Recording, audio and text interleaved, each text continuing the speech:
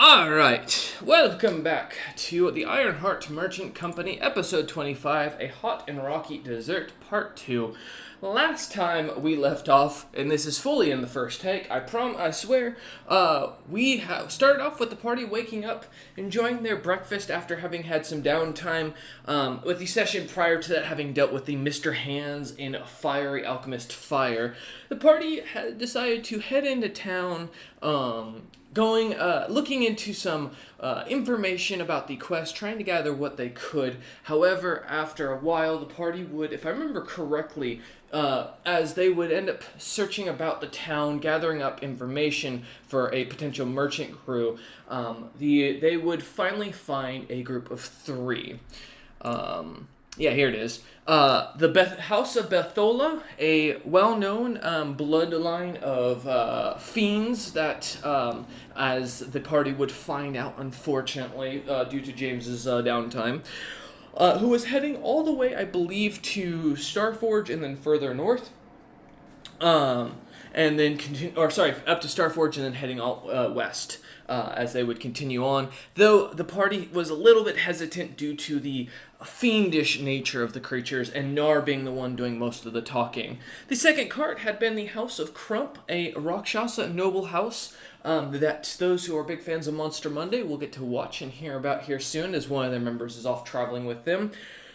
Though Nar would get a warning from the mercenary that was already in charge of this guards of this crew, and a strict warning it was, as he was told to try any other group if possible. Nar not wanting to play politics, and after hearing the disturbances coming from within the noble's carriage, realized that the offer was probably best taken, deciding to turn around and instead meet with the group known as the Second Craftsman Company, led by the Gold Dragonkin Pemac, or Pemac, a member of the Trade Smiths Alliance, I believe was what his kingdom is called off the top of my head. The infamous kingdom that's just recently starting to pop up a bit and coming into rumors about this after this group had managed to take out an apex monster. With the party deciding to sign on, though, with the Second Craftsman Company, they would decide to head amongst town to gather a couple of items, splitting up for the time as they did, with, if I remember correctly, James and Rollman heading in to find hot weather clothing, mostly for James, in which James would get to meet a new and interesting friend, we'll call him. A tailor by the name of Jinkin Inky. That would no help, would be quite the character, with James finding himself uninterested in taking up the poor merchant on his deal. Rollman also turning down the offer to go within the shopkeeper's building.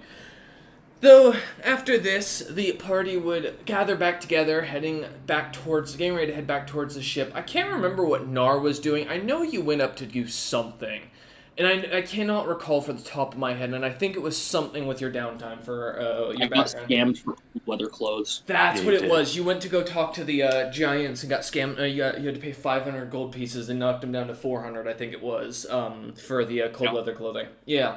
Yep. As the party, though, would gather back together, realizing that they would need a weapon that could do some sort of damage that was good aligned, the party would continue to look for for a church within the city that they believed would give them hopefully some sort of blessing or benefits at the time. Unfortunately, though, as the party would find themselves entering into a shabby old church with a very fluffy, old-looking Rakshasa, they would find themselves almost pulled into another dimension, meeting what could only be described as the avatar or some sort of representation of the god itself that had once inhabited this church's followers. As the party was gifted an item, Rollman having been handed, I believe, what was it, a great sword? Great sword and shield, I believe is what it was. Yeah, and it changes because it changed to your need at the time. Yes, I've got it here. Yep. As you would go and after gathering this and having your mind not yet toyed with, but seeing the weapon change form, the party would just kind of write this off for the moment, putting it as a not really our problem kind of situation, as they've learned, as the players, gods are not worth messing with on side campaigns.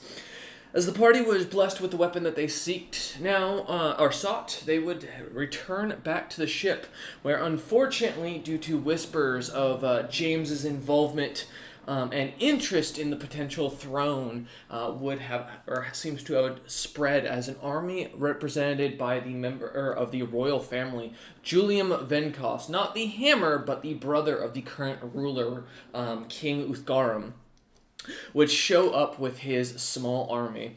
With the party managing to talk their way out between Nar's legal understanding and James's, honestly, as we realize after session, misunderstanding would probably be the best way to put it, because I don't think he understood that what he stated. For those who watch this and are loyal to the series or going back and rewatching, you may remember last time with that, James saying and agreeing to these terms and seemingly agreeing with this noble dwarf that a new king was needed, and that a backing for someone else would be something James would be called upon for in the future. James seeming to misunderstand and misinterpret the idea, agreed wholeheartedly and without a full grasp of what he was agreeing to, managing to convince the Frost Giant and Snowbeards to leave as the party was allowed to go upon their ship. Oh, no, I won't forget. No, that was wasn't that right outside the city when you guys got, after they left? Or was that or before they left?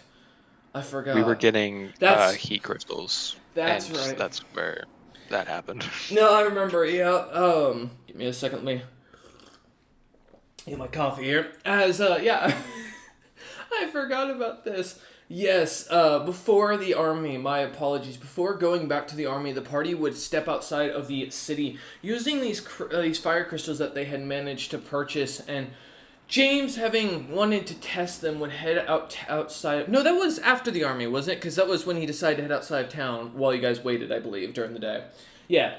So my apologies. Let me rephrase that. Having returned from their shopping, dealing with this patrol, this army had come to check on the loyalties and see where James had loyalties lay. The army would manage to be talked out of it and leave, with the party turning around, having gotten some downtime and starting to try and figure out what they wanted to do with it said downtime. James would find himself outside the city, about a half a mile outside city limits where no one was seen, and decided to take the water that he had gathered from a previous session during the alchemist fire incident and pour it upon a heat crystal, which would unfortunately send him to Moors, where there he would make a deal that though the party would not really would never understand or even hear about, would leave James with no memory, yet always seeking out an item and its whereabouts without his knowledge.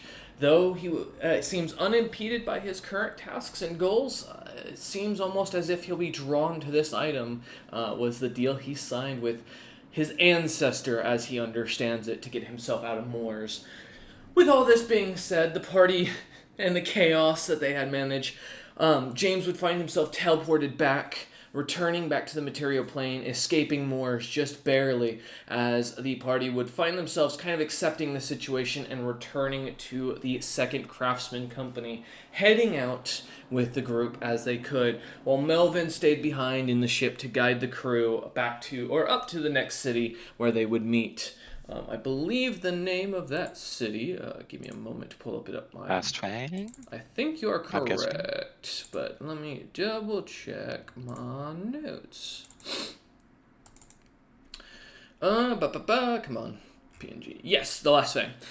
So with the party having spent about a day in the kind of marching with this group, last session we left off with the party being attacked by the Abishai creatures as they seem to swarm around the party as they climb the cliff, almost breaking an ambush that was set for clearly someone else, as the Abishai would find themselves caught by surprise. Nar and Rolman cutting through the two, with Rolman finding himself almost completely taken over by the blade once he started striking these creatures down. A influence from this new weapon forcing him to continue to attack, almost killing Nar as the fight would go on. Though between the two of them and Little Scarf, Little Scarf stayed down with James, I forgot. Between Rolman They were holding and us down the Nar, whole time. yeah, the party would manage to take out almost the entirety of the Abishai squad, allowing the elven sorceress to escape, though not without reason, as the party would kind of put afterwards, realizing that it would not be worth killing her and breaking any said deal with Jakix. We return to the party having found having seen the portal close, of course, as Rolman had watched it. Rolman, at this point, the whole influence of the weapon now pulled off of you. The campfire still somewhat lit, but barely sparking around you all. Nar covered in blood. Some of his own, some of the creatures that he's been slaying.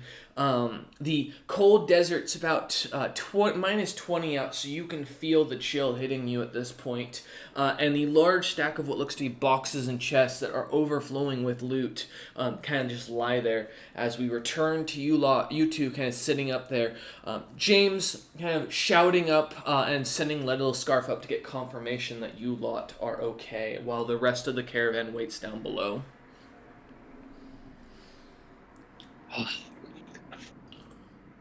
You gonna stab me again? What? I Are stabbed. you? Do I have Okay. a memory of what I did, or No, the only thing that comes to mind is the last thing you remember was cutting down an Abishai before everything got until your mind felt itself go blank, as if you were knocked unconscious. I don't remember anything past the first Abishai, the red one. Are you alright, Nar? You got a little aggressive. You kind of stabbed me in the chest. And so you see Nar's got Do like I a see, massive... do I see the wound? He's got a hole in his chest. There's a hole that's slowly stitching up. Nar's arms are covered in bite and claw marks from these creatures trying to stab at him. He's got little dents across his the chest piece his chest plate of where their nails tried to stab and failed to get through. But you can clearly see not only the spot where is the perfect shape of your blade, but you can still see the clear indication of blood or fresh blood on your blade from where it indented into Nar. I'll mutter a curse in primitive, and I'll sheathe my swords. As you try to sheathe the sword, give me a will save for the good weapon.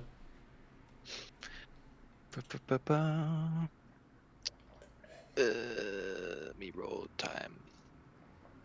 I fully forgot James went to hell, man. Yeah, I haven't it was written in kind my of after notes. note, you know. No, I haven't written my notes like for something for him to do, of course. But I'm like, what was that again? Oh yeah, that's right. That was the big point of the session.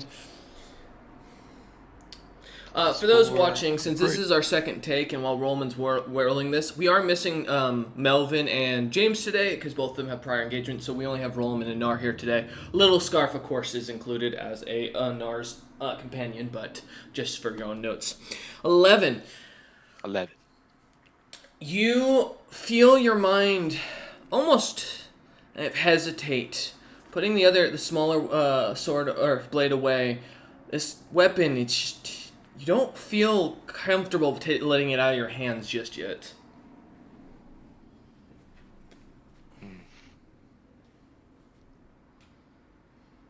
This weapon is strange.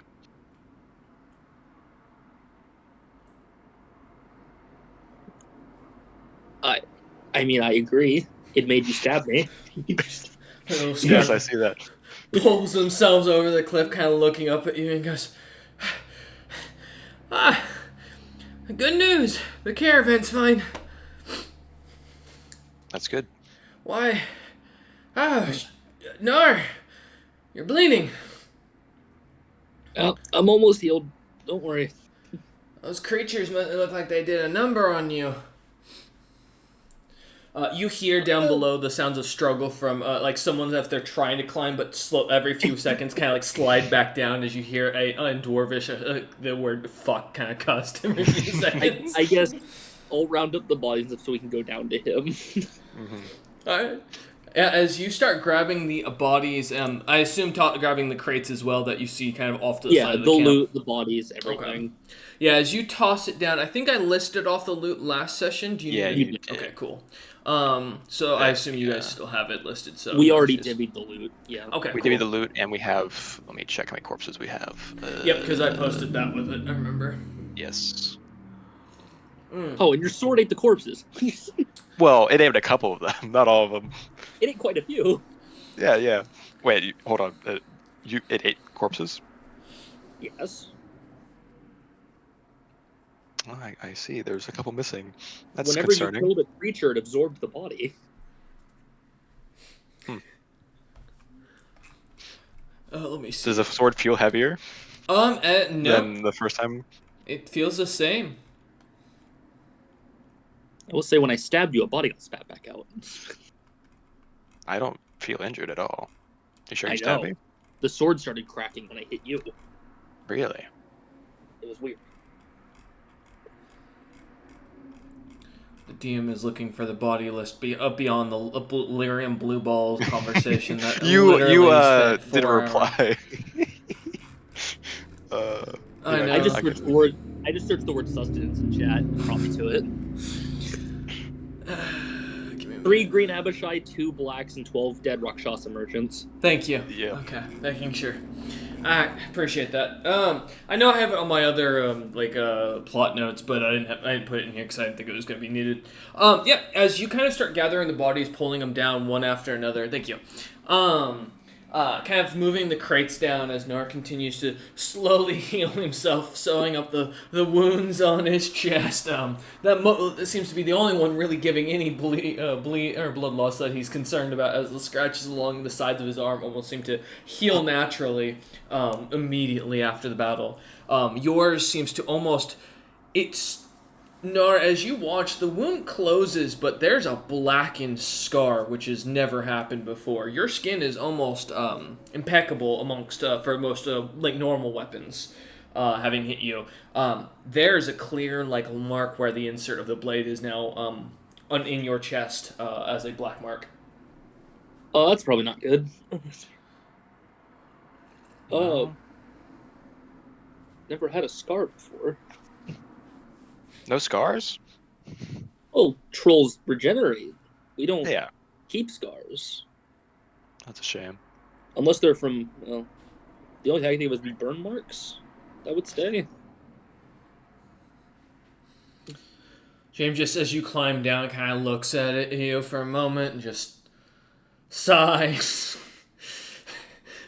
Some of exhaustion, some of you can see the intensity of the battle kind of finally kind of rushing off of his face, and just kind of as he looks at you and goes, "I'll check you in the morning," and kind of turns and starts climbing into the wagon as you hear him starting to take off his plate or his heavy armor and kind of curling over and falling asleep. All right. As per agreement, the 5 corpses are going in the 7,000-pound holding fucking box, the Chest of preservation holding. box.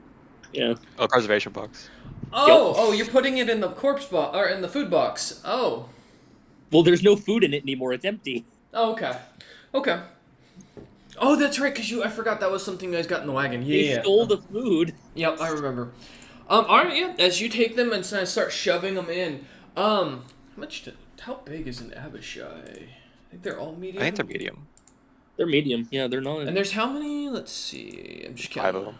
5 of them. Yeah, that should fit. Okay. Assuming you're not putting the 12 dead merchants in there, yeah, that should be fine. The 5 should be fit. That is a good question. What should we do with these dead merchants, Nar?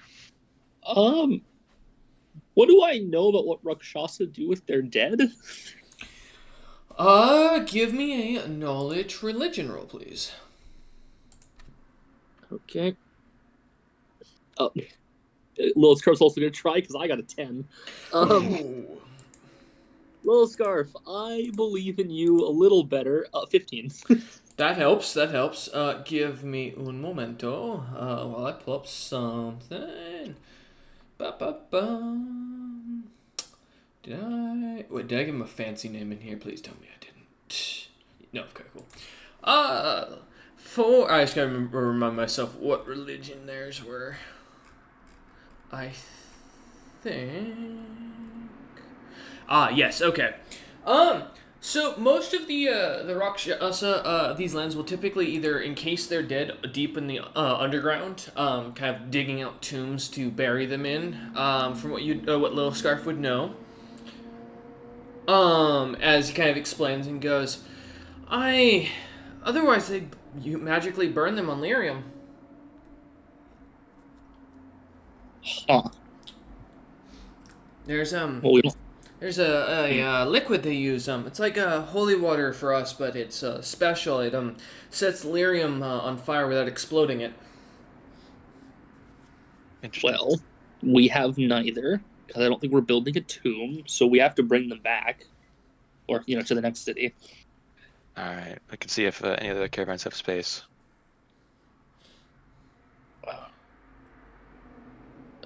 Well, yeah. Time to ask around. Hey, you want to carry around some dead corpses? I'm just gonna go ask their opinion of what we should do with a bunch of dead Rakshasa, because we only have one cart. Yep. As you head over, Rollman and Nar, Little Scar kind of stays behind with the cart, looking over the bodies and making sure nothing seems to be coming over towards you lot from the behind the from the back end of the little. I wouldn't say it's like a canyon, but it's enough of a dip that you've got two high ends on either side that you can see up towards. So, because since there's both cliff sides on either side, but as kind of Little Scarf pays attention towards the back, you lot kind of heading forward. The heavy winds almost channeling through as you feel the wind chill hit you. You see as the small group of craftsmen that are kind of standing out and about as their wagons are on high alert. Pema kind of walks over, seeing you lot coming over, or almost immediately jogging at a quicker pace to catch up, and goes, are we expecting another attack? Not for now. We killed the camp of Abishai that was on the cliff tops. She nods and goes, oh, okay. We wanted to ask your opinion because we can't move them all. We found the many Rakshasa merchants they killed before we got here. 12 in number. Yes. Mm-hmm. And? What should we do with the corpses? I have no opinion either way.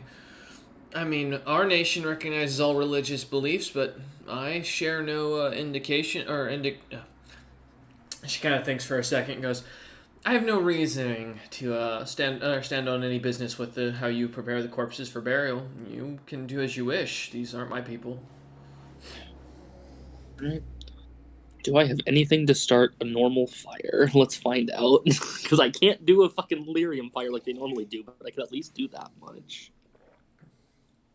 I do have a way. I'm gonna go to the cart and grab, because I never said I put him on the ship, Hef the Embermane cub. Okay. Oh. Little lion Okay. cub. Yep. Little fire force. And I'm gonna have him do his best to scorch the bodies. Jesus Christ. It's the best I can do. What do you want from me? You could have made him start a fire instead of him burning them all manually. What do you want me to burn? I ruined the wood up there from their fire. Oh, that's true. Their wood we is are also in a desert. Yes, that's what I'm asking. What do you want me to do? And as you look about Rollman, I'm gonna search check. There's no bush. There's no dead trees. You see a cactus in the far distance. I'm talking like you'd guess maybe a half a day's march from you that is clearly sticking out, because the only thing sticking out of the ground for miles. Because I will say this is mostly just sand and some tough sandstone that kind of builds up. So yeah. Also, cacti, very flame retardant, very hard to set on fire. Yes, it is, surprisingly. It's shocking that a plant that grows in an area that's just hot as shit. A plant in a hot place that's always full of water. Oh. Yeah. But yeah, as you kind of grab the Ember Main now. Now, I will mention they look like I think they're described because they're supposed to be based off of. It's a giant or a larger lion-like creature with like a very hefty, fiery mane. He, if I remember, right, has black flame or was it green flame? I can't remember. I just remember he has one eye, Mm-hmm. and he was 6 years old. Um, Okay, that's what it was. He was a cub. That's okay. All right, yeah. As you pick him up and kind of drag him or kind of bring him over, he seems to kind of as you pick him up by the back of the neck, he doesn't seem to fight you at all, and just kind of comes along, looking around. As you kind of set him down in front of it, roll an handle animal, see if you can kind of convey what to do. yeah, See what you got. I did find it. He's red flame, so he's just a normal little. Okay. Let's see. I actually have a magic item for this that gives me a higher modifier. So I believe handle animal is charisma, right? I believe so. Yeah, charisma, correct. So a 19. Give me a second to see. You said 19?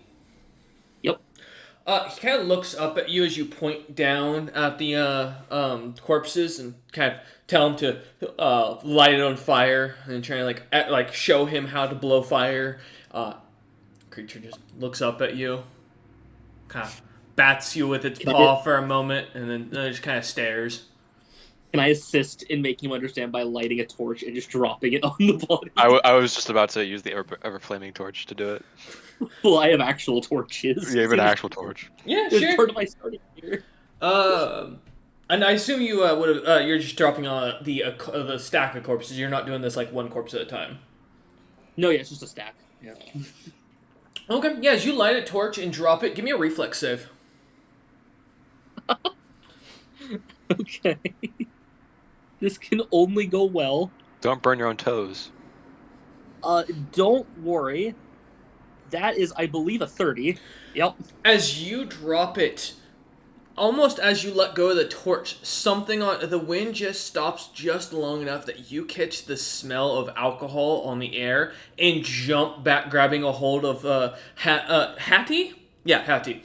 Kind of grabbing hold of him, pulling him back as you jump back and watch. They almost ignite immediately as the one of the creatures, almost from what you can tell from the center of the pack, seems to emblazon quickly as the torch takes to them. Their clothes, from what you guess, or must have been caught up from their sweat being thick with alcohol. You know, that works. I will put Hef, my little cub, back in the cart. My apologies. Yeah, because Hati's the wolf. That's right. Yeah. You've had so many pets through this campaign. I've still got notes on the first one on SN. To be fair, the wolf's not a pet. The wolf's there to put as a beast of burden. Yep. Yeah. It's fair. As you kind of back off, you watch as the flame takes almost immediately. As you kind of stand there, the smell of cooking flesh and burning hair kind of picking up on the air. As you look about. That's the best of a religious service I got. I'll get the others to know that we're good to keep moving. Off we go. All right. As you kind of turn and say that, Pema kind of looks back at you as she comes walking down and go to your crew. As you start to mount back up and goes, you know, it's no real offense, but I mean, we're already here. Do you want to just rest for the night? I think my crew will be better off taking shelter if we can, since it looks like the mountain is still a while away, and I don't think we want to sleep out in the open desert at this point. Do you think it might be better to stay here until the next night and continue traveling? Rollman starts and says, looking around at the kill zone we're in right now, let's move on a little bit, both for getting out of range of this flaming corpses and also out of this kill zone. Worst case, me and you could go camp on top of the kill zone. Good. If you guys don't mind sleeping next to a burning pile of corpses. That is true. Kind of looks back at it and goes, that is fair, but I can't help but be concerned going out into the desert with it already being past the midnight. I do fear that by the time we find our next chance at shelter, we may not be able to rest. we continue, I would assume we're going to be on the road for another 3 straight days before we'll find a suitable place. She kind of takes a little map out of the lands, looking it over, and goes, "There's a supposed castle and city," as she points to the mountain. That you can kind of you can see in the distance as it peaks pretty high in the sky. And as she kind of points to it, you'd guesstimate about a 3 days march to get there, at least from where you're at.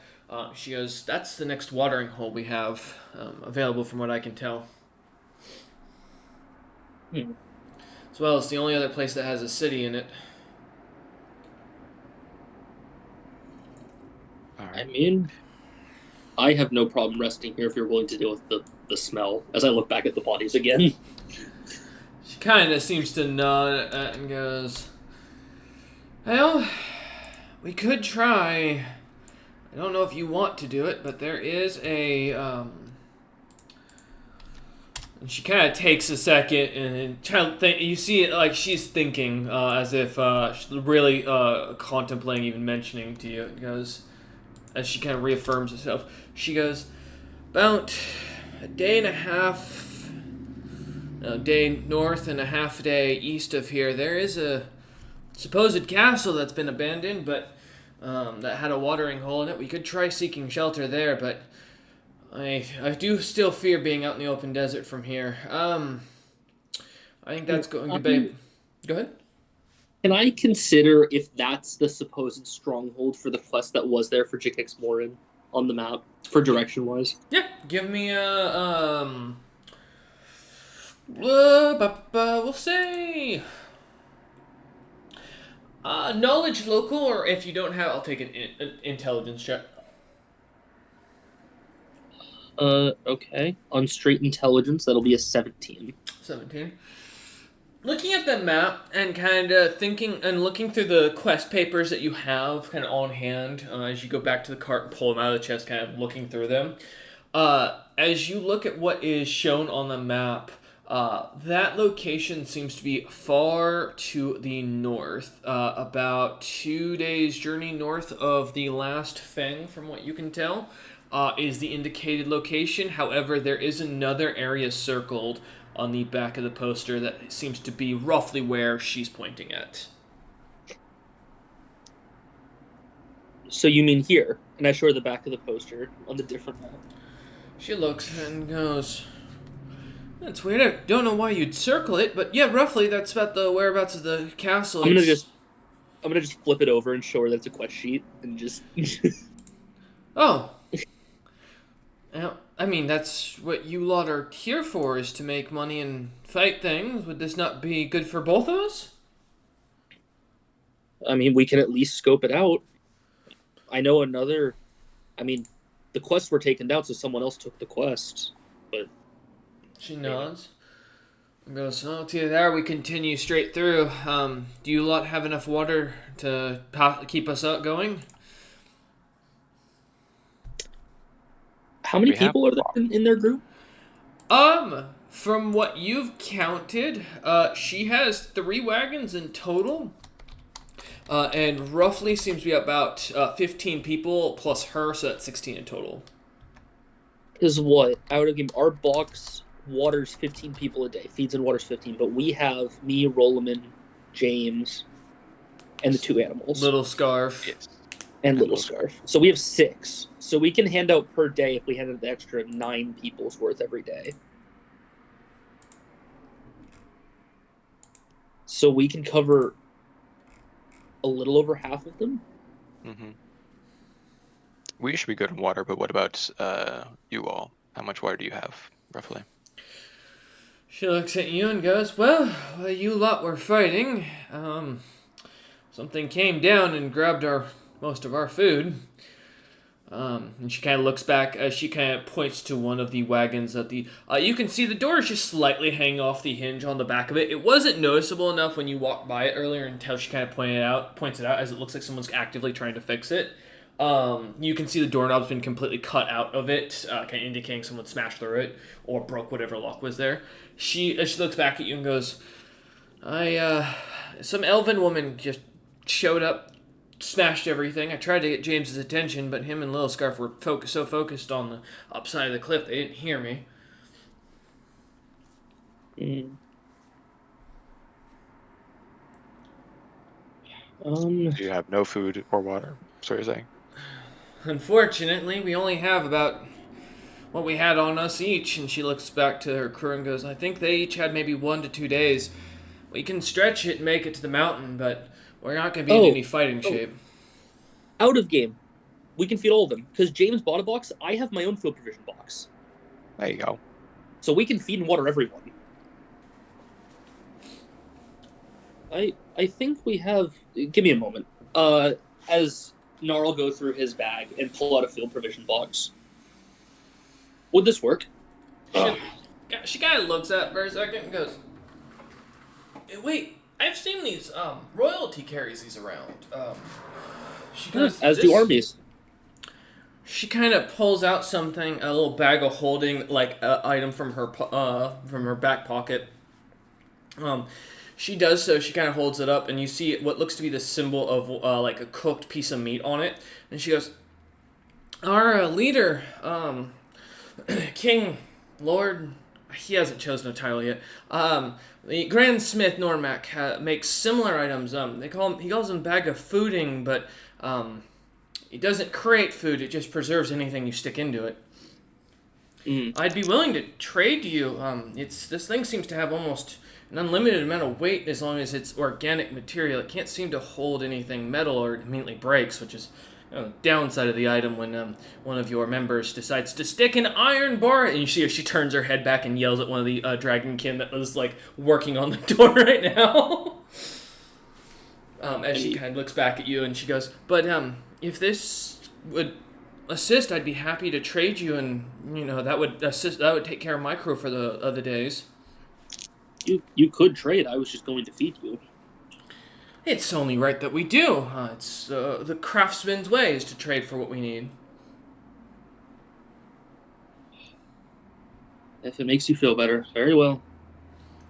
She nods and she kind of hands you this bag. She does. She takes the cube and goes, I very much appreciate this. I'll make sure my men are taken care of while we travel. If there's a higher price that you'd prefer, do let me know. Of course. She nods as she kind of turns back and starts speaking in Draconic. Nar or Roland, do either of you speak Draconic? I know Roland does. I know Roland does. I do. I don't think I do. You hear her give belt out orders to them to kind of start gathering up, but you also hear her go, These nice gentlemen have provided us with food, and you will now risk your lives as needed for the crafts that you provide. As she shouts this out, and you hear all of the craftsmen kind of give a loud grunt in agreement. Can you repeat that again? No, I cannot. What they said? No, I'm kidding. She said that you will now give your all for the crafts that you provide these people. Interesting. Okay. After that, and we go back to our cart, I'll tell Nar. It seems that gesture there, they will now risk their lives for crafting things for us. That's odd. Those boxes, I mean, magic items in general are expensive, but it's not that hard to get them. Well, maybe here. Yes. Odd. Well, I'm not going to ask them something that'll put their life at risk. So. I don't intend to either. It's just strange. While we're talking, can I put a blanket on James? He's just curled up in the cart. Yeah. You kind of lean back, kind of open the flaps, lean back, see him curled, kind of looking out the other back end. You hear the sounds of his snoring going on. The exhaustion clear from the sounds of his deep slumber. As you kind of grab one of the chunks of cloth out from underneath, from one of the chests in the back of the wagon, and kind of toss it over him. He seems to continue to snore peacefully. Okay. I suppose I'll get the cart. Okay. All right, I'll keep an eye out. Alright, so Roland's driving as you guys start to move out. Are... Nar just said they were driving, I think. Yeah, Oh, I'm driving. oh, sorry, I misheard you. I'm keeping I an think eye I out. by far have a higher animal handling because of my charisma and the item I Nah, have. I'm so charismatic. I don't know what you're talking about. You're not I have a seducing the plus. wolf. I have a plus 11 to handle animal now. Right. So Yeah. As you lot kind of begin to move, give me a handle animal for the cart getting moving. As you see Pema, Matt kind of getting the second craftsman company moving. The sounds of the carts the wheels starting to squeak as they start to spin. I got a 24. Good ease. As the wolf seems to pull the cart almost immediately, causing it to kind of lurch forward, you start to kind of follow after at a pretty comfortable pace. Most of the second craftsman company's wagons seem to be quite slow as they seem to be heavily weighed down. But you lot start going or start moving. So Roland, are you climbing into the back, or are you going to stay up front with Nor? I will be in the back and looking backwards. Okay. Both of you give me Have our search flank. and listen checks. Okie doke. All right, 4 checks for me like usual. Let's see. Mm-hmm. It's a bad roll. I roll a 4 for a 14 for search for Nar. Okay. So far, doing great. Yeah, not a great start. That There's a one reason search. it is. Go. Nice. 21 listen though. Okay, so you're hearing things. Okay. Hearing. Little scarf. Got a 30 search. Okay. However, I don't think he's super good at listen. No, he's really not. He got a 6. 6. Okay. Though Rollman seems completely distracted due to James still being asleep, or staying asleep through the night, the snoring is kind of almost unusual, Rollman, and quite loud. It's been a while since you've had to sleep in the same room as James, and you'd forgotten quite how much noise he naturally makes. He keeps distracting you. This man would not survive in the forest. As you begin to kind of feel yourself relaxing and enjoying the ride, the quiet, you hear the sudden loud snore as he catches his breath, almost as if something's caught in his throat, and then breathes out heavily, just enough to break your kind of relaxed trance. Every few minutes that this kind of continues to happen. It's not annoying, but it definitely isn't the most fun thing to continue to hear as you can move on. Nar and Little Scarf, as you continue heading forward into the day, morning kind of begins to breach, we'll call it, as the sun begins to have cusp over the distant hills. The warmth kind of starting to hit as you begin to feel the heat coming down from the winds, now turning from a minus 20 to almost a 30 degrees, just with the rising of the sun. Nar is almost immediately in a realization of how hot it is going to be in the daytime, as it's only around like 4 a.m. from what you can tell, and it's already this hot. I have the hot weather clothes, so I just have to shed the outer layers I'm wearing and go back to my hot weather. Mm-hmm. But as you and a Little Scarf kind of keep an eye out, the caravan ahead of you continuing to go without any concern. It's strange as you hear and seem to start to spot far to the distance west, maybe 5-6 hours of travel from what you'd guesstimate. You can hear on the wind the sounds of people laughing, singing, music, cheering, even shouts of something that seems to kind of be going on. As you look over in the same direction, as Little Scarf kind of points over towards it, you both see a small town that seems to be just barely creeping out of the sand itself, as you see the heavy white walls kind of on the outside of a barricaded looking town. You can hear in the distance the sounds of the town itself sound like it's celebrating as the obvious look of explosion, bits of gray smoke can be seen kind of exploding up into the sky as little things go screeching up and then pop, making strange noises and creating strange colors of smoke. The caravan kind of comes to a light stop as the first of these pops goes off, and Pema seems to like look back at you, look back at you, Nar, at the front of the wagon, and seems to wait to see if you usher any commands. I'm gonna go talk to Pema and be like, that's got to be too good to be true, right? That has to. Are you getting off the wagon, or are you just pulling the wagon up? I'll just pull up and be like, Okay. there's no way no one knows a town was built out here, right? That has to. As you kind of come pulling up to the side and say this, she just looks at you and goes, I mean, it's not unheard of for merchants to get lost in the deserts and create towns around watering holes. It's the quickest way for to gain yourself a territory is to find a watering hole and then basically secure it and charge people to visit. It's possible. It's not on any maps. It'd be weird that it'd be this close to the city, given and this close to a main trade route that no one's seen it. But maybe it's a new merchant markup. I've seen a few villages pop up amongst black market merchants that don't want to sell in the main city. They'll find a watering hole, put up a shop for a month until the knights show up, and then suddenly it gets disappeared like a ghost town, and then all they're left with is a small wall around a watering hole that people then on occasion stop by in and use. We've seen them just as filled with bandits and criminals as I've seen them with merchants. I just feel like the Abishai would have attacked them. Well, I'd assume as well, unless they've got new numbers. I mean, the Abishai struggled with two of you. My assumption is maybe this large group is too well enforced, or there's too many. Maybe the Abishai are also working with them and selling their slaves and other such items to them, though, given the corpses that you guys had, I doubt it. The Abishai did have all those items said to be transported somewhere. You think that maybe they've set up business with some merchants? It might be worth gathering information. At the very least, we might be able to learn where the Abishai are operating.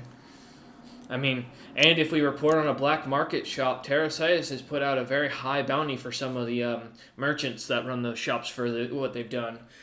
They usually don't. Rakshasa don't have a problem with enslaving their own, as you probably are familiar with. Rollman, what do you think? You see Nar kind of pop his head in, looking back at you through the wagon. I don't know. It's possible that Abishai have been working with them, but very well that equipment might just been from those merchants. If we wanted to get information, I don't know how we'd sneak up on them. It would be very hard, and if we just get close and find out they're bandits, then we are having a problem. Well, why don't you lot go? She looks over. How far away is it? She kind of looks at Nar, who's not wearing any plate at this point. I assume is wearing back into his hot weather clothing. Well, Nar 6 hours. Nar's only armor. Nar's only armor is a chain shirt. Like oh, that's right. Sorry, I keep thinking you're in full plate. No, I'm light armor.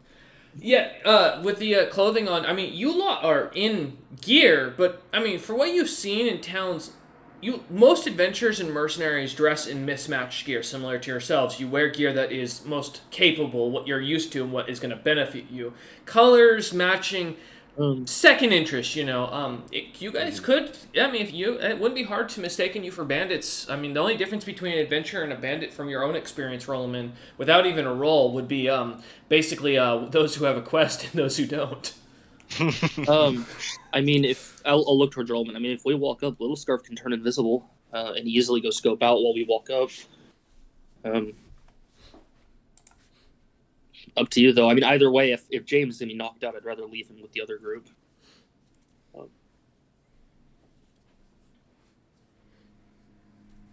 I mean,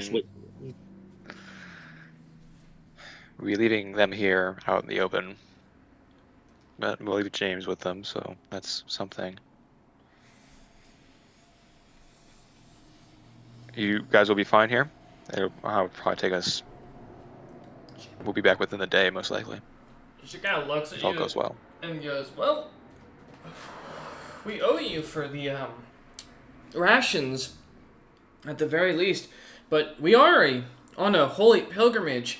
The only thing of value that the bandits could take at this point would be the heavy metals we have in the back of the front wagon. But I'll be honest, It would take a dragon to crack or that wagon. They could Normac would also just not. take the wagon. I mean, in theory, they could. It's possible. Have you ever tried to get a mule to run in the desert, though? And she kind of looks at the very stubborn, large mule that's carrying, or kind of pulling the wagon forward. A dragon. A dragon. Nar will flip through the other quests from last time. Mm-hmm. I think there was an uncompleted quest. Yes. And he'll pull out the Ode to Cyrus quest. The only sighting of dragons he's heard of in this whole country. Is right where we are. And this. I never looked at where it was because we weren't going to do it. Mm-hmm. And there was never a map listed on the back. We Okay. just know there were dragons somewhere nearby, or at least suspected dragons.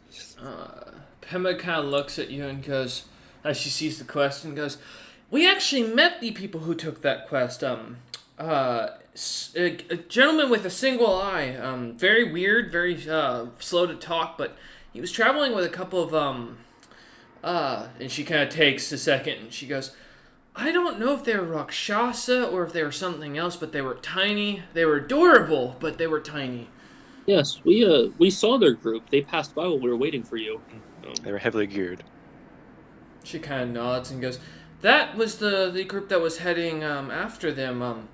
If there are dragons nearby, I mean, they should be taken care of.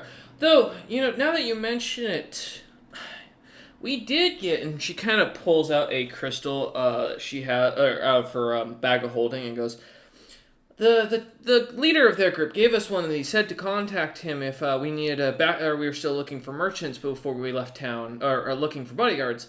She goes, "It went red, and then went dull." She kind of holds it out, this pink crystal in her hand. That's about 2 inches in length and seems to be very thin, slightly pink in its coloration, but very translucent.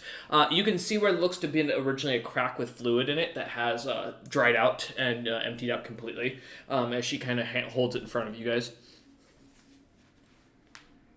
Interesting. Yeah, one of the members mentioned the last thing he heard come out of it was something about dragons there not being any dragons in the nest. I thought they were just trying to talk to each other. I didn't figure it was for us. Maybe some sort of warning.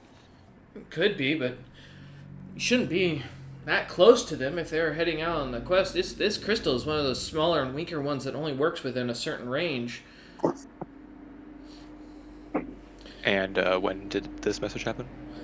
I don't know, when you guys were fighting, I think? James, you have an idea how long the range is on this thing? You see James just kind of rolls over, grogginess on his face as he kind of sits up. Could have asked Lil Scarf. He's also a caster. I'm just asking my friend here, who's smack his lips a little bit, kind of like hair everywhere, beard everywhere, kind of leans forward to the barrel of water, takes a cup out of it, drinks it, and kind of leans over, takes hold of it. She kind of leans out to hand it back into the wagon and looks at it, and you see as he seems to begin to cast something in it and hands it back to her and goes, "About 2,000 feet." As he lays back down, rolls back over, and pulls the blanket back on top and goes back to sleeping. That's very close. Roland laughs for a second and then just does dead serious as the realization hits. I'm looking around. Are there flying things in the sky? It is clear skies. You do not see anything immediately. Give me a spot check, though. Spot.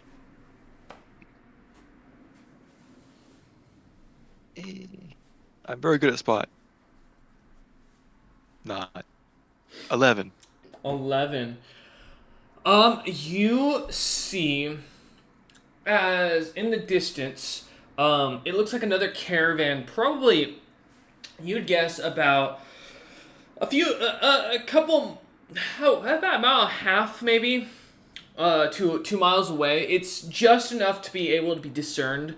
It seems to be on the horizon, a black square-like object that has a couple of other smaller objects in front of it.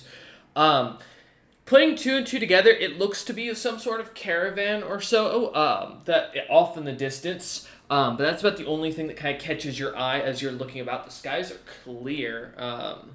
Otherwise, the caravan, by the way, is to the east, whereas the town, as mentioned, was to the west. The caravan is heading, what you can tell, it looks like the same direction you guys are, which is north. So many things. Well, if there's some sort of nest within 2,000 feet of us, does it mention what type of dragons that the quest had on it, or just dragons in Narden general? shakes no.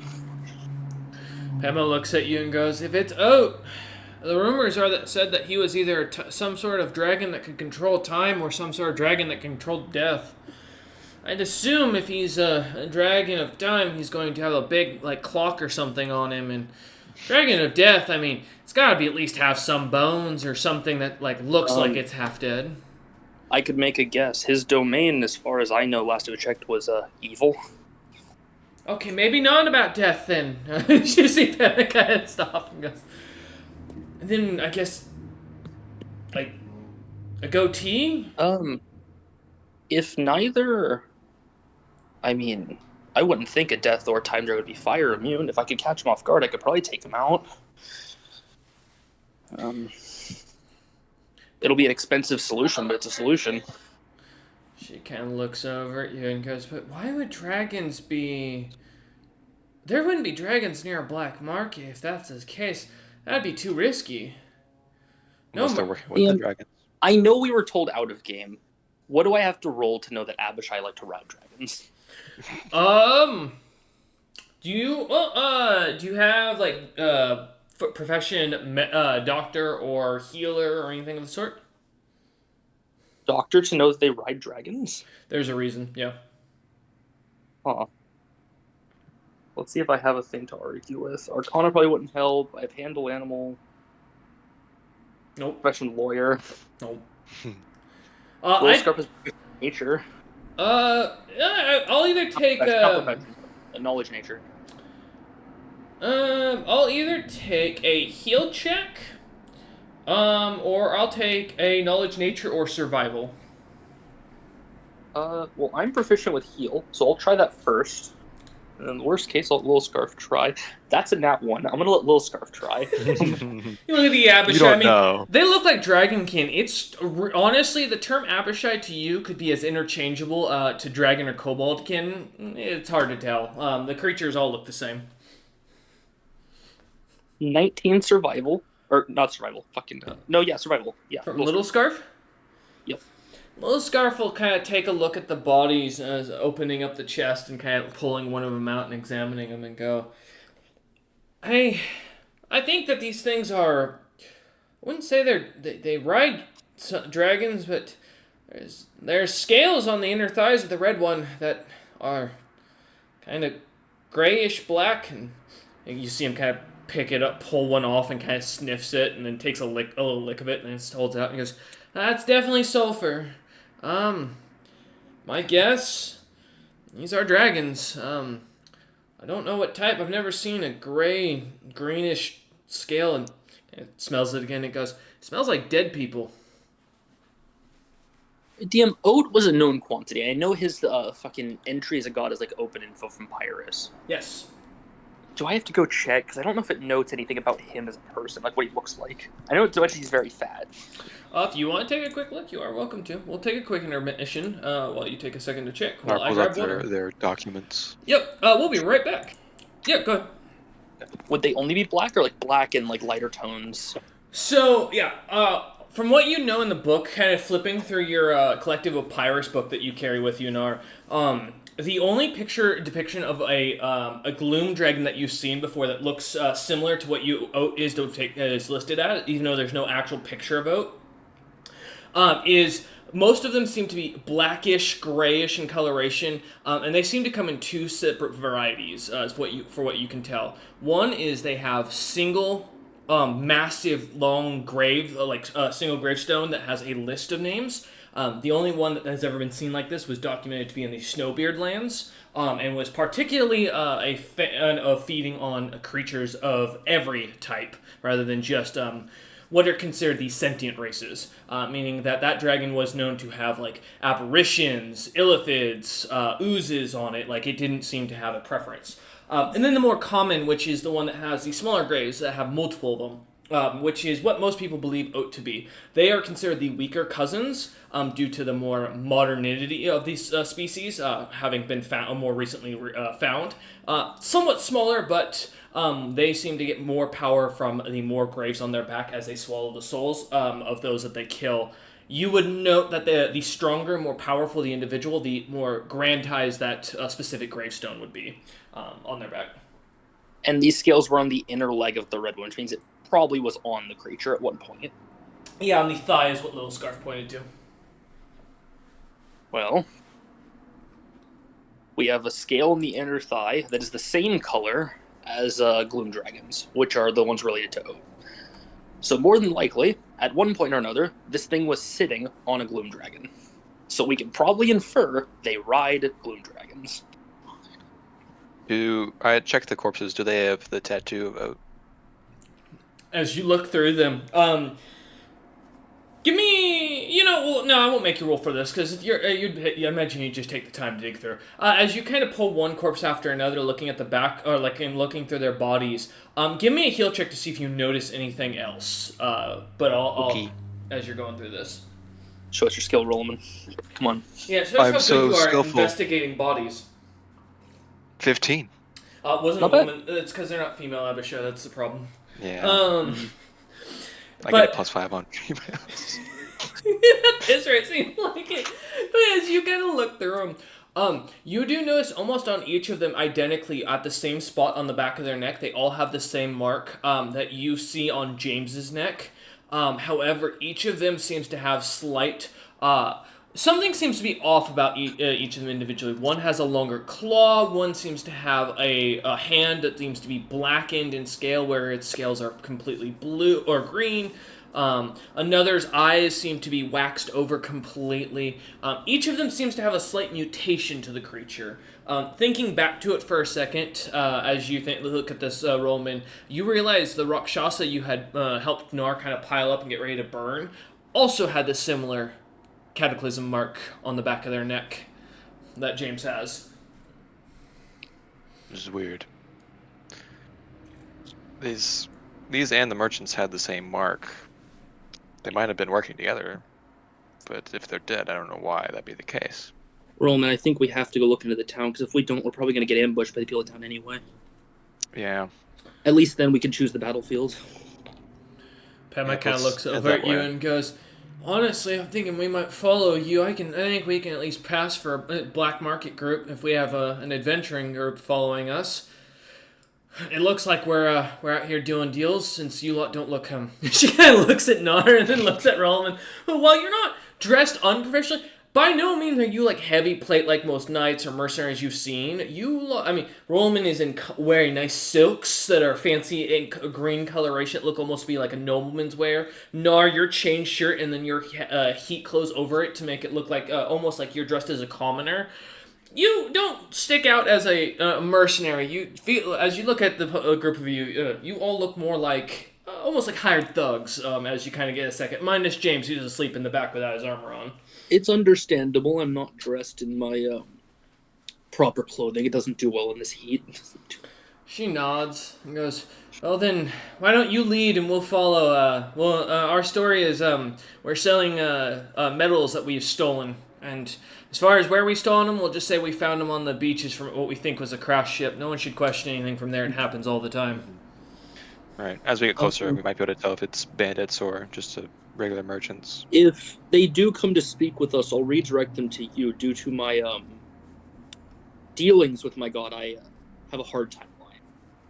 She nods and goes, "Well, technically part of it's not wrong. We're not lying about it. We did find some of this metal, none of the stuff we planned to sell, but some of the stuff we were using for scrap that we're offering people that was on the beaches, so if it gives you any solace in that matter. But I understand. I'll do the talking."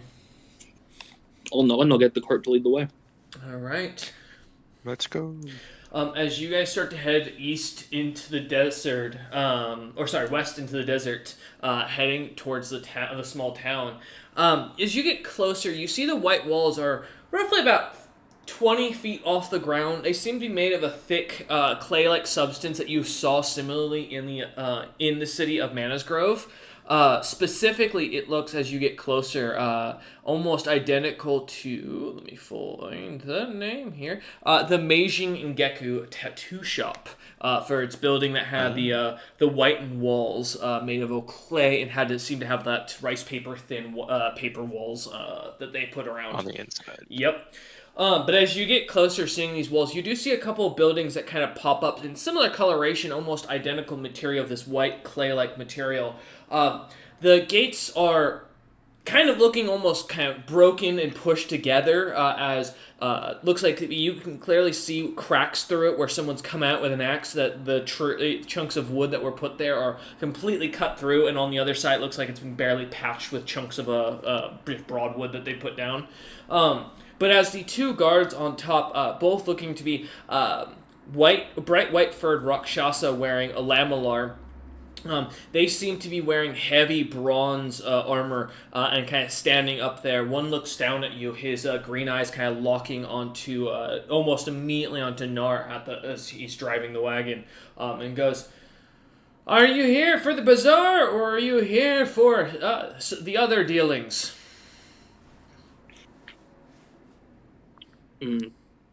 Harmless question. Narish is going to call up Bazaar. All right. And remember, any business you do here stays here. We do not allow any information to travel outside these walls. As you hear the doors kind of starting to be pulled, like the heavy wood that was seemingly holding these two doors shut being pulled aside, the doors kind of slide open as the sand is pushed away, and as you walk in, you see almost a small paradise. As little bits of fountains of water kind of on almost every block. Small little houses made of white clay seem to be kind of popped up almost all around. Everyone seems to be about one story with no doors, no actual glass, but many windows. Couple of the buildings seem to almost go up to 3 stories in the center that seem to have long, thin, like tubes rather than a full house on top of them. They seem to, for the 2 stories above, almost be like wind catchers as wind seems to come from every direction and get pushed down into the town. These sounds of children laughing and giggling and running around can be kind of heard almost throughout the street as you see Rakshasa walking about. Going about their business, many of them dressed almost in fine silk, similarly to Rollman. Many in bright colors that are almost all seemingly light. Not many of them seem to be wearing any fancy jewelry or gold, any sort of metal. It seems to be just the fancy silks and ribbons and clothing that seems to go about as you lot head into the market. Yeah. As you head deeper in, what are you guys looking for, or if anything? I'll look around and see if can determine if this is like truly a merchant's place or like just fancy bandits. Okay. Give me a search check. No? Little Scarf Okay. is going to go off and do a deeper search in of the town as a whole. Alright, have him give me a move silently and a hide check. Nope. And then a gather info. 18. 18.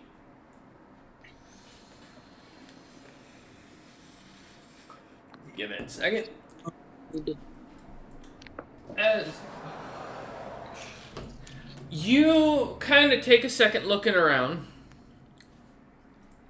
I'll give Nahir a moment. I know you're still rolling in the background. Oh, okay, looks like you do. There we go. All right. As you kind of look around, Rollman, do you see merchants going about their business? Many of them seemingly smiling, happy, excited. People seem to be doing legitimate business as they you see coins being handed off. What catches your attention almost immediately is that amongst the town, you don't see gems being traded. These are all calorium coins. As the Rakshasa are trading what looks to be mostly a mix of food, water, and general magic items that you've kind of seen on the lower end amongst the tables before. No, you don't see any slaves, no bodyguards amongst the merchants. People seem to be happily going about their business. Many of the buildings, though, you do catch the attention of shadows seemingly kind of peeking out, but not ever catching their face as they look about. as you continue through. Nar with a 26 in hide, 25 move silent, 18 gather info for Little Scarf. Alright, Little Scarf will head into town. I'll just be on alert until he gets back. Okay. That's fine. All right. As you lot as Roman continues to look about, you see, or as Pema kind of comes to a stop in front of one of the stalls, pulling off to the side. As she does so, seemingly talking to one of the merchants, a rather wide-looking Rakshasa with his very hefty orange fur, a very obvious belly that has been quite well fed, kind of protruding out from his center, almost like a bowling ball. As the two are talking, you lot are kind of left to almost give the. Or Pema seems to give you a signal to continue to go on and checking out the town while they seem to wait towards kind of close to the exit or the gate that you just come into as they stop at this what looks to be a dye shop. As you kind of come to a stop though, Nar, waiting for Little Scarf. A few moments later, Little Scarf kind of pops into the back of the wagon, climbing over James and past Roland, and sits down and goes, as covered in sweat, goes, "Well, I've got good news and bad news." Mm-hmm. He looks over at Roland and goes, "Did you see the things outside? Or sorry, Shadows? the shadows in the houses? Yeah." Couldn't tell what they are. Well, they're Abishai, or Dragonkin, or Koboldkin, one of the three. But they're scaled figures. They seem to be watching us from the areas. I noticed a dark tunnel that looks to be in one of the side alleys that some of the merchants were heading down. Follow down it. And I kind of see why this place isn't very well visited. There's let's just say a local cuisine that they're partaking in down below us. Seems this town is what's a kind word to put it? Filled with cannibals? I see. Too good to be true, then. Well, I don't know, because from what I could see, it's just slaves down beneath the ground that they're feeding. Ones that are already sedated and look like they're going to be chopped up regardless. But I mean, beyond that, I think technically they're well within their right. It's not a welcome thing amongst the Meijing, from what I know, but I don't think she has any position or power out here. Make sure we just don't piss off anybody. Might end up down there ourselves. That's the other thing. And she looks up at Nar. Okay. Because, I heard one of them say something that caught my attention. We've been noted by the local, foodies? Mm-hmm. As you see, Little Scarf kind of like thinking for a word for a second and goes, seems the word that a troll has come into town is high on the interest amongst the those down below. Apparently something about regenerating meat. I don't think this will be a town we'll want to rest well in. But I see no reason we can't do business during the day. It seems everything's kept down below, at least during the day. I don't know. I can't imagine what night's going to be like, though. Make sure we're out before then. Yeah. I tried to pull my weight to see if I could get any of the merchants to listen to me, but seems being deep yang does not hold any power here, as they call it. They called me nothing better than a slave race. So, I think for now we best watch our footing. Of course. Well, All right. do we want to look around more, or do we just want to go meet up with them? What time of day is it? At this point, it's around midday. You're looking at about 10, 11-ish. The sun is kind of high in the sky. It's about 70-ish degrees out right now, so the heat has picked up quite a bit. And there are still no clouds as the sun is kind of pointing down on you. Well, if those are Abishai in the shadows, I bet if we are to leave, they might follow. So we might be ready for a fight some way after we leave this place. Depends. Were the shadows Rollman saw like everywhere? Were they more concentrated on a few buildings? From what Roman could tell earlier, it seemed to be every couple of buildings. I would say from a little extra bit is that the scuttering in the back alleys would be somewhat noticeable. That it seems like you're definitely being tracked amongst the background. It just seems that you're. It's hard to tell what the numbers are.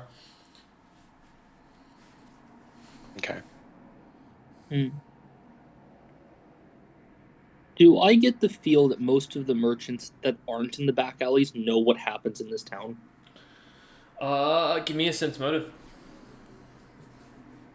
Because if they don't, then I have a plan. I have a plus 12 to this. I forgot I built for this. That's a nat 20. 32. Go. As you kind of look about, and kind of look at some of the merchants, you do notice some are giving you weird looks, Nar, and you're not stupid. It's not hard to tell some of them are looking at you how you look like at a plate of meat. Some of them are not hiding it as easily. It seems pretty clear that many of the merchants seem to be in on what's going on. As far as the Abishai, looking about, it doesn't seem like any of the merchants are paying any attention to the creatures. There's no indication from what you can tell that they seem to notice the individuals. Though, due to the houses all being very open and people walking about so openly, it'd be hard for you'd guess for these merchants not to notice this lot walking around them.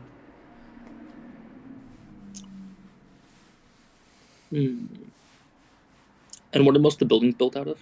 A white light clay. I need to look up a science fact. It's like mud and white clay, basically. Are you gonna try and use alchemist fire on clay? Maybe. Are you gonna light the entire town on fire? Maybe. These evil in these places. I don't They're think all it's evil. gonna light on fire. They're all against the law. Nar, I know you don't like evil, but there's being stupid about killing evil. Rollman, you see Nar's eyes are like kind of darting between the barrels that he knows he has of the one that's kind of sitting in the wagon, and then backward like looking about the Nar, yeah. there's children here. I will mention with that you never saw. I said you heard. You haven't seen any children. I don't think there's actually kids here. I don't think there is either. If I haven't seen any, no, I'm sorry. I thought they were I said you could hear them playing and the sounds of children's laughter. I think they set up noises to make everything seem more normal. Just like you can hear the sounds of laughter, like singing coming from almost every other city block. But as you move about the town, you never see any bands playing. There's no inns that are open, and that seem to have a lot of drunkards coming out. It just does nothing. If the music's coming from somewhere, it has to be coming from either underground or above you, and there's nothing above you as you've been looking up. Or it's a spell. True. An illusion of sort. Could be. Can I argue that if it's an illusion, I'm always interacting with it because I'm always hearing it? Which would have already given you a save. Yep. As soon as you entered, if this was an illusion, you should have gotten an opportunity for a save. I'm just gonna quietly direct our cart back to the group. Okay. Yeah, as you turn, a couple merchants seem to take note of you for a moment, but seem to kind of go back to what their dealings almost as soon as the cart seems to turn back. Not a few moments later, as you find yourself seeing back to where the little caravan set up, Pema is sitting there talking, laughing with Rakshasa, as they seem to be looking like what they're eating is a couple of hefty-looking pies. The rest of the crew seems to be kind of sitting around the wagons, or rather standing around the wagons, not slacking, but they definitely look very relaxed. A couple of them seem to be watching people as they walk past, but no one seems to be actively holding a weapon and looking like they're doing anything. As Pema kind of sees you lot coming back over, she looks up at you and smiles. Give me a search check.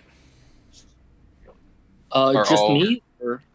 You and Rollman, in this case. I will also ask, are all 15 of their men or people still here? Good question. Are we missing anyone? Good question. Is anyone missing? Go ahead and give me that search check. I have a feeling the search check might tell me. That's mine.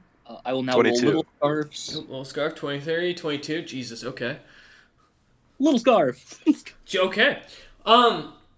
There is still all 15 crew members, but as you look at Pema, something catches your attention. She now has purple eyes. Cool. All right. The rest of the crew, though, as you take a quick look over, do not look to have anything different about them. They all look to be just kind of relaxing for the most part. There is definitely no tension amongst this crew that you can immediately sense. But as Pema seems to look up at you, smiling as she takes a bite out, or takes another mouthful of this like heavy meaty pie that she's chewing on, she looks up and goes, "Oh, no, it's good to see you again. Have you met Jinkininki here?" And this is out of game. Wait a minute. No, that's not. That's different. That's different than the other guy. isn't Okay. it? No, that is the same so. name that she that is the same name. Yep. Does this guy look the same? He looks identical. Oh god. Does he recognize me? He doesn't seem to even say anything if he does. As he looks over at you lot. Would it be? Because I know something happened to her. Spellcraft or alchemy? I'm trying to figure out if it's a spell or if it's like something she ate. I don't know. They have a meat pie that it didn't have before. She's eating the meat pie. That's why. Yeah. Yeah, you can. So if you have knowledge nature, I'll take alchemy if you think it's poison, or I'll take spellcraft if you think it's magic. I guess we'll start with spellcraft and we'll go down a chain of events. I'll also take knowledge arcana in exchange for spellcraft. I'll do knowledge arcana. Yeah, I consider them Regular interchangeable in this check. So, yeah, that works for me. 31. And that's for Spellcraft. okay. Give Rollman a second 15. May Knowledge or may arcana. not be a nat 20 with a plus 11. Rollman, you don't recognize the spell, but you can immediately tell she's under the effect of some sort of mind affecting spell. Having seen this hit James once or twice now, and I believe having experienced it yourself. You've never seen one that has been so potent that it changes your eye color. That's something strange, but you're unsure on the spell itself. Nar, was that you or is that Little Scarf that you did? That was Little Scarf. He's the caster. Little Scarf is going to kind of pull on your shirt and pull your ear down to him, and as he looks up at you and whispers into your ear, you hear him say, "I think that's a very high casting cleric that's sitting right there, and they've charmed our friend." And you hear like a little bit of a quake in Little Scarf's voice. There sounds to be fear. Is he chaotic? He is not. Oh, shit. I was gonna fucking guess his level if I could see his chaos, because it gives me his rough level. Damn it. Ooh. Does James have... What? Does James have what? A lot, or detect good, or detect evil? I can't remember if I picked it up. He can. I don't know if he does prepared. No, I don't Because see... Cleric gets Unlikely. every detect alignment spell. I doubt he has it up. I'd assume he'd pick up Detect Evil, though, while he was traveling. So I'm going to say yes, and I'm going to let him cast it. And I'm going to see if that goes... Oh, did I lose you guys? No, you're good. Okay, my headphones suddenly made a weird noise. I was like, wait a minute, hold shit. And a storm is just starting, so I was like, wait a minute. Alright. You watch as James seems to kind of... Hearing this kind of grumbles over, looking at you, after hearing you kind of cast under your breath, Nar, you see as James kind of seems to follow suit, and James is immediately stunned. Shit. Is that at least level 21? That's at least level... That is at least level...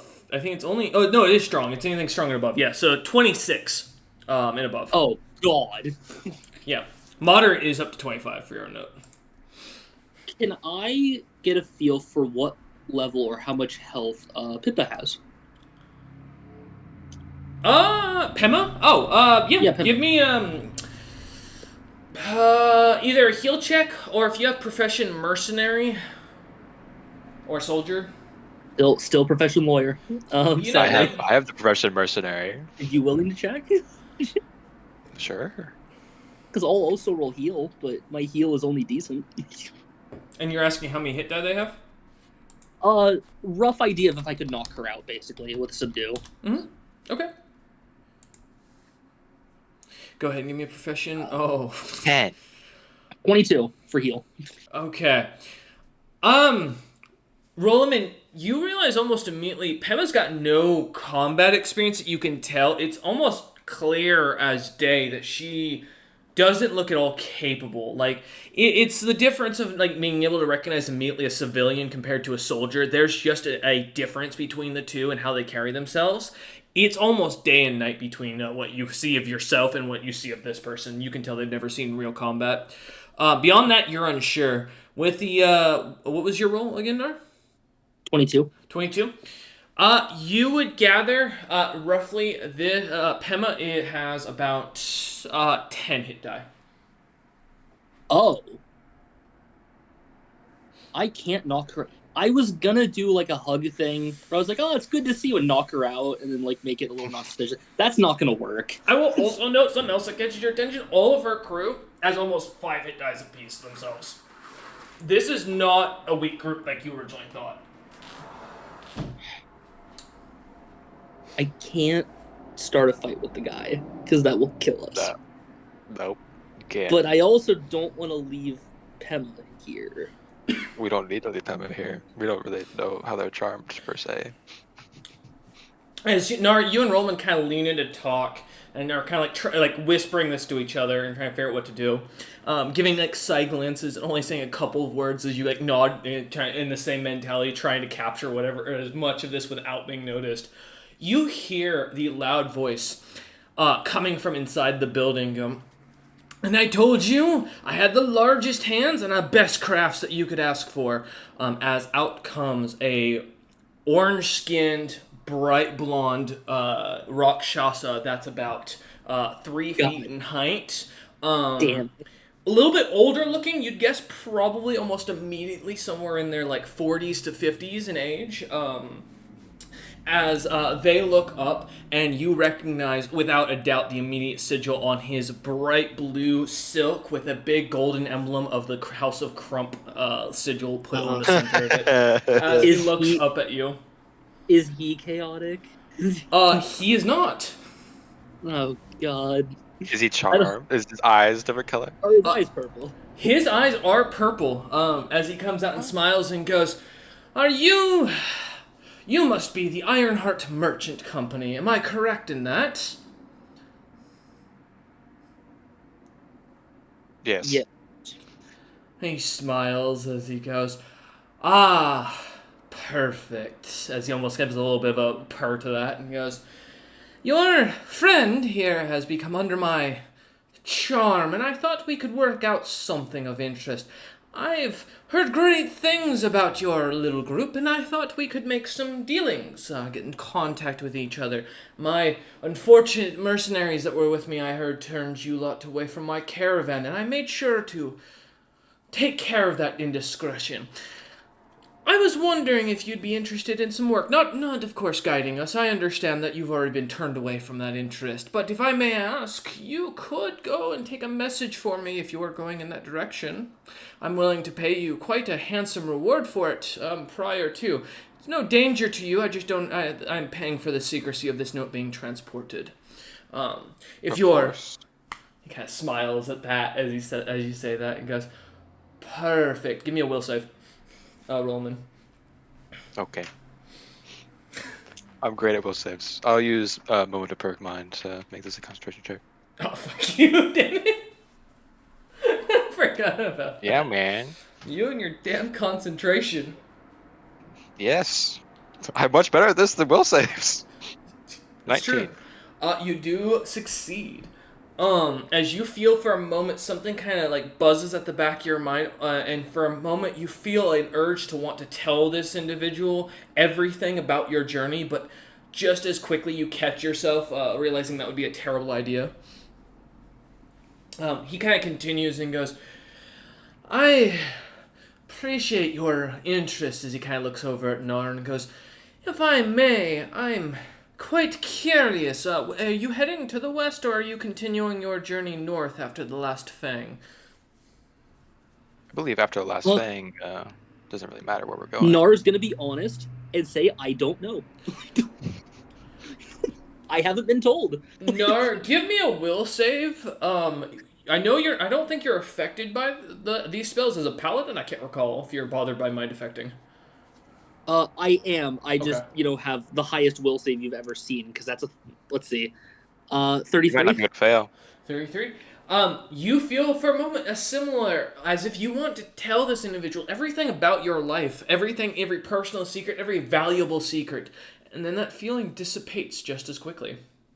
Please don't do that. Hey, do you say this in character? Yes. Kind of looks at you and kind of turns his head to the side and goes, "Do what? I don't understand what you mean." I'll just let it slide. Yeah. Looks at you and raises an eyebrow and goes, "All right. As I was saying, if you are heading west of the, once you hit the last fang, I need a note delivered to the, Snowbeard Kingdom eventually. And I understand it's quite a far, situation. I would ask, what would you charge for, delivering a letter to, a nobleman in Hemescus Strongport, at this time? What would you charge for that? As he kind of looks at you for a second, you see a slight smile on his face, his fangs starting to show. Now, I believe there's a thing for this. Hold on, because I know you can hire people to do letter carryings, and I think it gives you a price for them per day. Or you can name your own Uh, price. yeah, we could, but You this can gives use me a this as a market. guide. This gives me market value. That's fair. That's transport. That's spellcasting and services. Messenger. It's 2 copper pieces per mile. Oh God, that's Is pretty market fucking value. far. How many rough miles is it to the Dwarven Kingdom? It's about 12 months journey at your ship's speed. I think we established your ship speed was what, 35 miles per day? Or per hour? I think something like that. Something like that. Yeah, we'll have to double check it, but so that should, I think it was 35 miles per day. Cuz I think ships work for per day. They don't do So per 35 hour. miles per day, Mhm. and it's And 1 year, which is how many day? How many days and is like 420, right? 35 days a month. Yeah.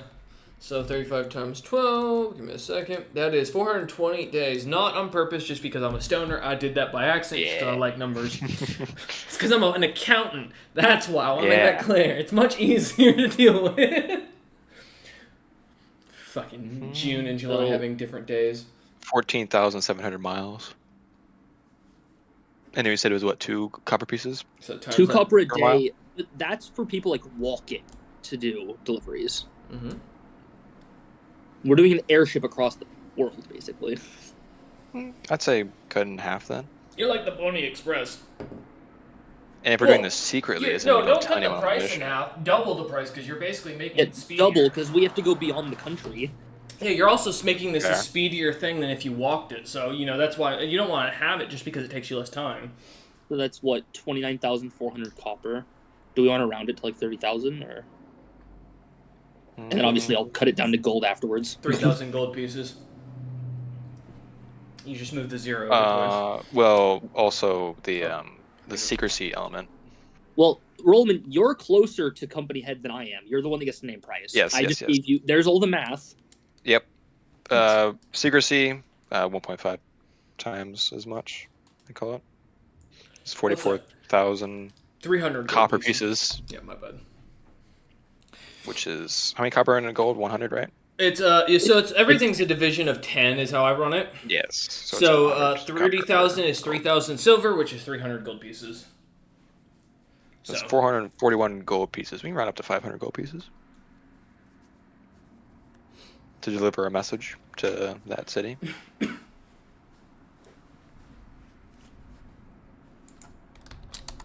I'll put the thing in here so you guys have it. There to Damascus, Strongport. Complete. I believe What that. do you think of 500? Yep. I say you do it for 500 gold pieces. Kind of looks at you and goes, "That's it? Sure." Pulls out It's a simple message, yes. 500 Very simple gold job. pieces. Goes, "I thought you'd charge more for the fact that how far it is away." He kind of pulls out his bag of holding, pulls out another bag and hands you 500 gold pieces, and goes, "That was I have that on hand. I thought you were gonna ask for more than pocket change." No, an easy job. He nods and goes, there, the letter, as he hands you a piece of a sealed scroll. It weighs about 10 pounds. It is a heavy That's and fucking thick scroll. Um, Grumpy, do you want it in my bag of holding? sure. Or yeah, all right. All right. As he kind of Carry the hands document. this to you, he tells you and he goes, my name. When you get there, tell the guards you're working for the House of Crump. They'll understand. Okay, and they'll direct us to who delivered to. He nods. Mm-hmm. He goes, oh, and also, I think I might say, as he kind of stops, slightly turns around and stops and goes, looks at Narin, kind of, you see a little bit of drool come off the side of his mouth as he seems to suck it in before he speaks and goes, you do look mighty delicious. As he kind of smiles and turns back, heading back into the shop. Must be a Rakshasa compliment. Once he is gone, I'm gonna look at Rollman and Lean and be like, if they try to eat me, I'm blowing up the town. That's understandable reaction, I'd say. Pema looks over at you once more, and you see as her eyes are no longer purple as she smiles and goes, Good. oh, Nar, Rollman, when did you guys get here? Just A little bit hasn't ago, been long. we were talking to someone. She kind of looks over. The Jinkin Inky that she mentioned is now and is also no longer there, as if he vanished into thin air. Please. We learned what we were looking for if you're willing to come speak. Oh, she kind of nods and goes, well, I guess then, do we continue on, or are we staying here for the night? Yeah, that's We'll what we continue want to on. discuss. As I'll kind of look over at anywhere that's not crowded. Oh no! Wait, so you are looking for an inn? Sorry, I heard Rollman. I didn't catch what No, Nar said. I'm looking for anywhere not we're crowded. we're looking for somewhere with less traffic With so we less can people. discuss Oh, easier. she kind of looks at you as you start looking around. The only place that doesn't seem to have a lot of people is towards the gate, as it's guarded by two people on the top of the gate, and that's about it. A few alleys that you kind of look about seem to have still shadows kind of popping up here and there. I think the gate works. Hey. All right. As you head over towards it, kind of just keeping a few enough feet between you and the gate to not get the guards' attention as they continue focusing outward towards the desert itself. You see one kind of fanning himself as he stands out in the sun as it blares down on him. Pema kind of following with you. Yeah, right. Pema kind of heads with you, or follows after you with her cart as you come to a stop, circling up together, and she just looks very confused as you kind of put like a half crescent with your cart centered into it. Okay, so a lot of the people here are mind controlled. A lot of them are cannibals, and they want to eat me because they think I'm an exotic meal.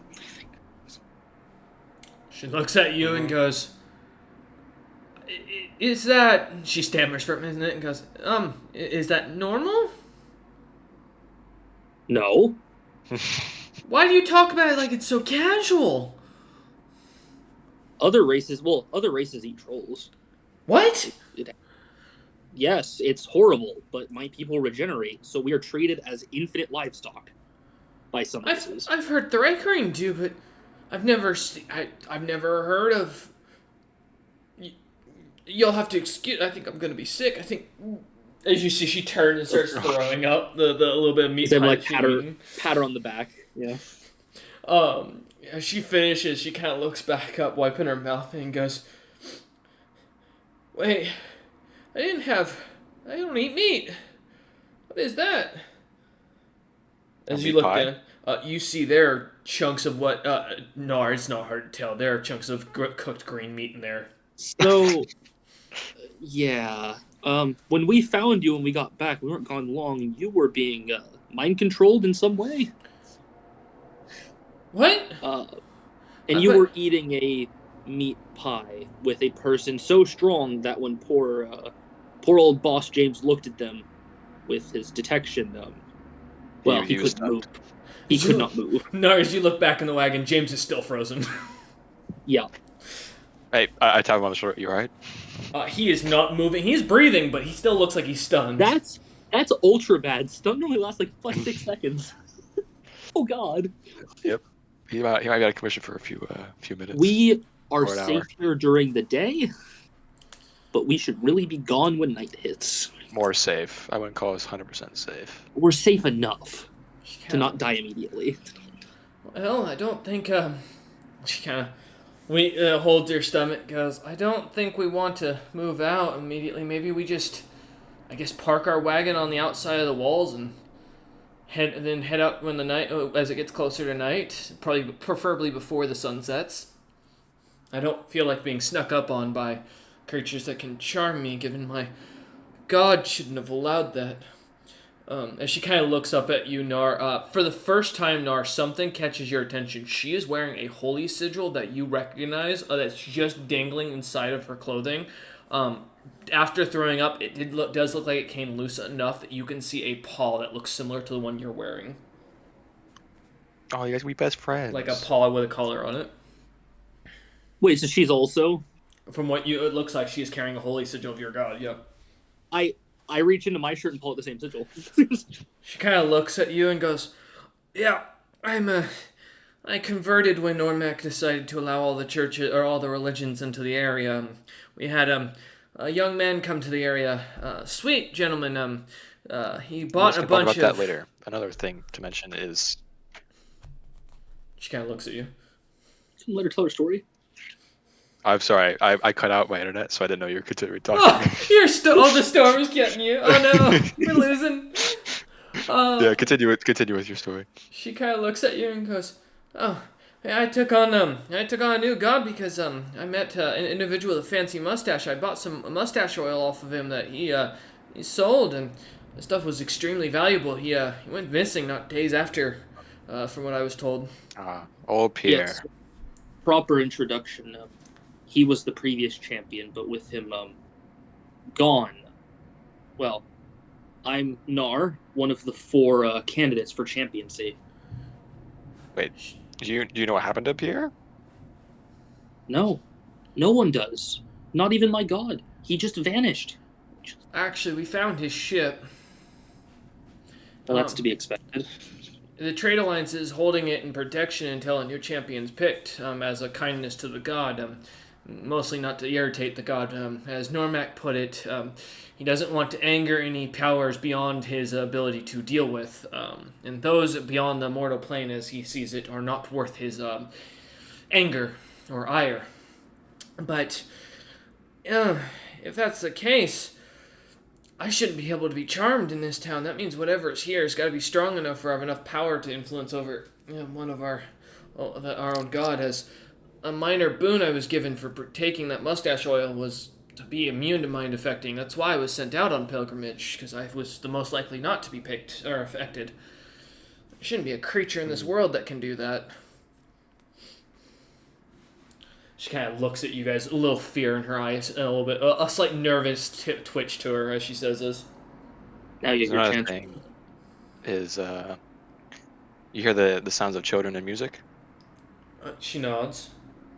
Have you seen any children or bands playing? There are none. No. We could not find a single child or band or similar. So weird. The merchants don't smile. They all seem to when they discuss. There's no even when they shake hands on a deal. They don't seem happy. That's weird about merchants. One of the alleyways leads to a large underground. Well, they're feasting on slaves down there. I feel that what happens is people are drawn to this city during the day and think it's a normal town and spend the night, and then they are They do slaved not leave. and are eaten. Well, there are some amongst the amongst the Rakshasa that believe similar to the elves that consuming one's enemies makes them more powerful. It's not an uncommon thought amongst some of the tribes, we'll call them out here. Some of the lower clans that haven't been given power by Ja Terrasitis. Not the happiest, and they do anything to go back to the old ways. I wouldn't be surprised if that's what they're doing. If that's the case, this could be a place of a ritual to a dark god that we probably don't want to get ourselves involved with. I'll be honest, if you lot didn't want to fight those dragons that you had pointed out on that the Oat Sire quest you showed me earlier, I don't think we want to take on some evil cannibalistic god. No. And you hear James kind of sit up suddenly and go, cannibalistic god, why does that feel like something I should know about? And you see James kind of donning his armor as he does so, and goes, I don't know why, but guys, I think there might be something down there that's worth our checking. We should free the slaves. With the belief of eating them, Nar, that's not right by any law. Nar, this is the first time you've ever heard James spouting laws and actually knowing something. Who are you and what do you do with James? Both of you give me a sense motive check. Roll them in with advantage since you've known James a long time. I just want to say I've known James for many years.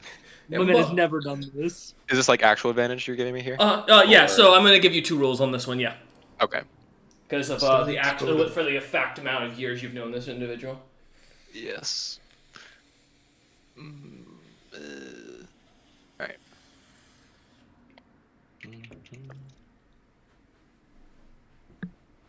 Aha! Oh my god. What's my plus on this? Yes, that's correct. I have to roll again. Oh, good thing I have advantage. Oh. Nat 7. 17! Okay. Nar Rollman, James isn't a dumb individual by any means, but legal speak has never been his ability, and he's speaking well. Historically, he's never been one that's been at mixed topics or, not spoken to an understanding. But his ability to enunciate and make his points, actually make a point and convince others, always has been a sour point with him. Rollman, especially as you've watched trying to wingman for him in the many years, you've become to the point so capable of picking up most anyone at taverns just because of the fact of how often you've had to pick up the slack from James's inability. Damn, that's where it goes from. Something seems to be almost influencing him from what both of you can tell.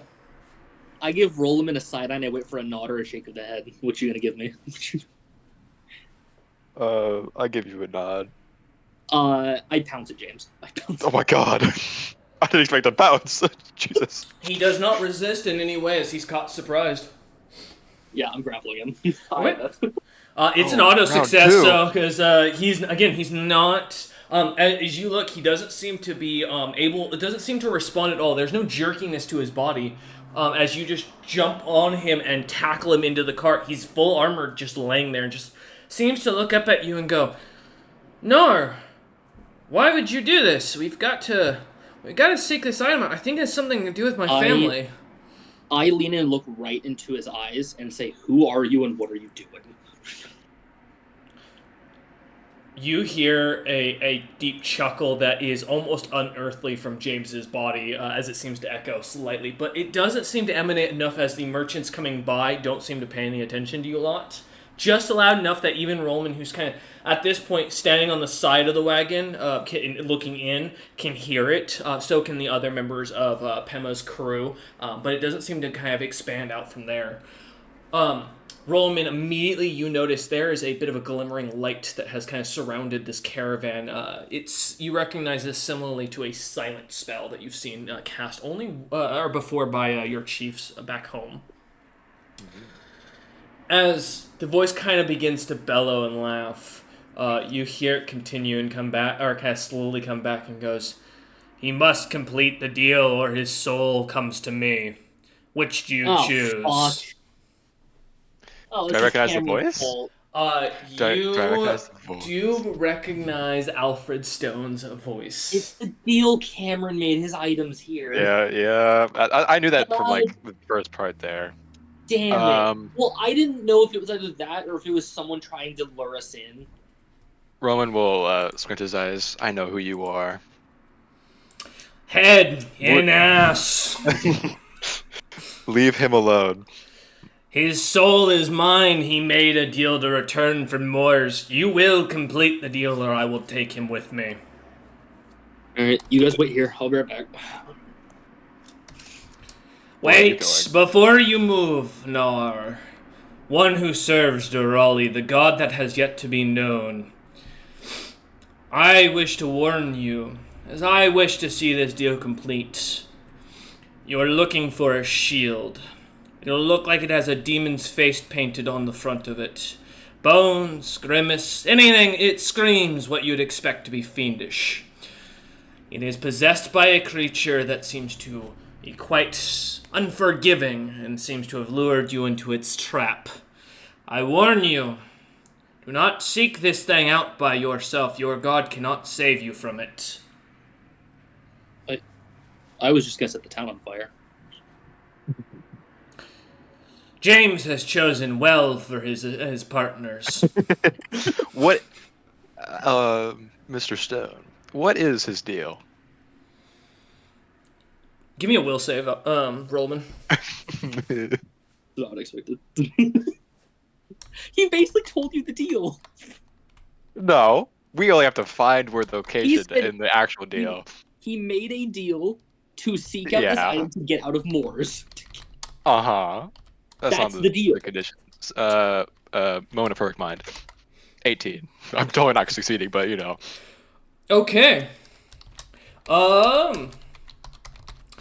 As one sec. I'm just writing a note for myself. As you kind of take a second, Rollman, remind me again what you're writing, rolling for. Apologies. Will save? Well, yes, you will say. Thank you. I was writing down something for my own notes here, so I fully blanked out as my mind was going there.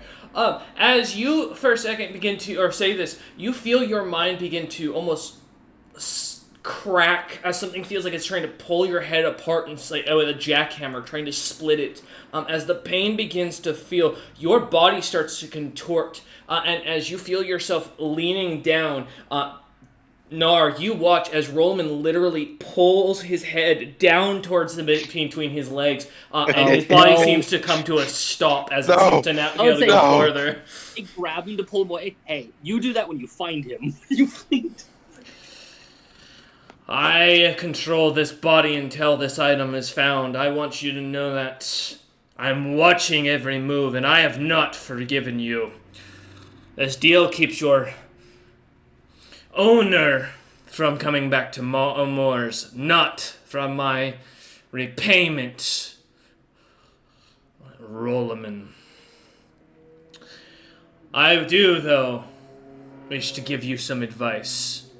The Abishai will flee if you set the city on fire. But I warn, it'll be hard to get down below to collect the item. There are deep routes beneath. And as the voice fades, James' eyes kind of go wide, looking up at you. And we're gonna end session there because I just had my power flicker. So, All right. And I had lightning come overhead. So thank you all for watching. I hope you enjoyed, and we will see you next time when Nar lights a city on fire.